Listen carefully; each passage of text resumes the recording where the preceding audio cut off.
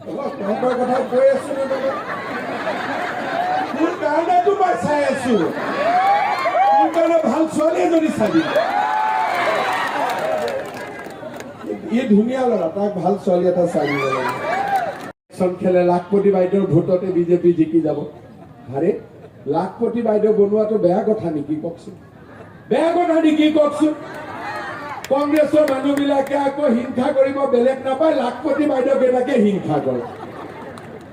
আৰে হিংসা কৰ মোক কৰ, বাইদেউ কেইজনীকনো কিয় হিংসা কৰিব লাগে, হয় নে নহয়? ফৰ্ম ফিল আপ কৰিলে নে নাই? আচ্ছা কোনে কোনে নোপোৱাখিনিকো কৰি আছো ব্যৱস্থা। কোনে কোনে ফৰ্ম ফিল আপ কৰিলে হাত ডাঙক। ৰেডি চব ফৰ্ম ইমানে কৰিছে দিয়ক। বাপৰে, আকৌ এবাৰ হাত ডাঙকচোন। আপোনালোকে ফৰ্ম পোৱা নাই? ফৰ্ম দিব লাগিব, ৰ'ব এতিয়া আপোনালোকে। তই পোৱা নাই মা?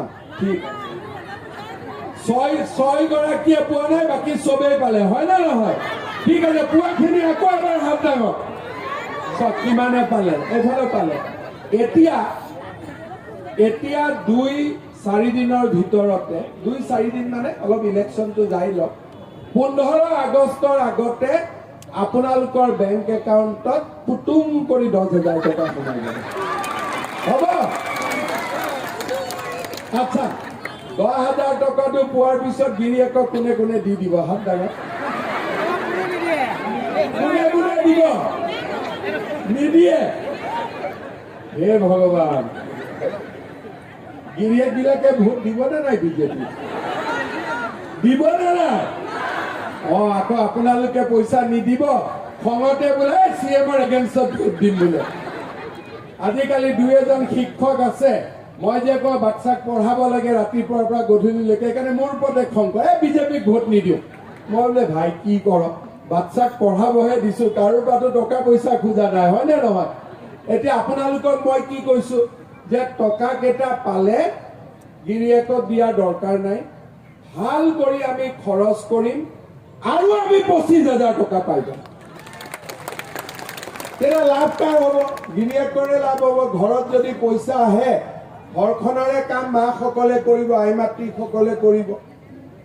এতিয়া আপোনালোকক মই কম যে 10,000 টকাটো পোৱাৰ পিছত সকলোৱে অপব্যৱহাৰ নকৰিব, ভাল কৰি টকাটো খৰচ কৰিব। হিমন্ত বিশ্ব শৰ্মাই আপোনালোকক কথা দিছে আৰু 25,000 টকা মই আপোনালোকৰ বেংক একাউণ্টত দিম। এইটো 10,000 টকাটো প্ৰথম। তহঁতৰ কথা কৈ আছো নহয়, মোৰ কাৰণেতো মই চাই আছো, তোৰ কাৰণে ভাল ছোৱালী এজনী চাবি। ই ধুনীয়া ল'ৰা, তাক ভাল ছোৱালী এটা চাই দিব লাগে। আপোনালোকক এই 10,000 টকা দিলো, 25,000 টকা দিলো, 35,000, ভাল কৰি কাম কাজ কৰক।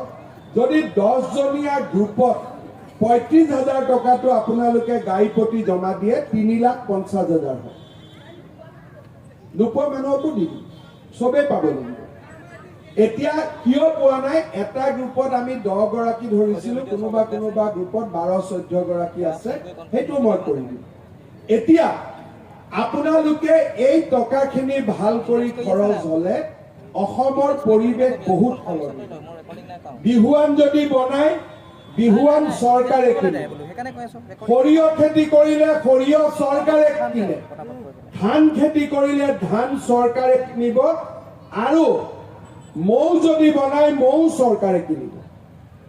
পিঠা পনা, গাহৰি, কুকুৰা, এতিয়া গাখীৰ যে আপোনালোকে বিক্ৰী কৰিব, গাখীৰৰ লিটাৰত 5 টকাকৈ চৰকাৰে আপোনালোকক এক্সট্ৰা কৰি দিব, যিসকলে গাখীৰৰ ব্যৱসায় কৰিব। আজি অসমত আগতে ধান 600 টকাত বিক্ৰী কৰিছিল, এতিয়া চৰকাৰে 2,200 টকাত ধান কিনে। মানুহৰ আৰ্থিক অৱস্থা বহুত ভাল।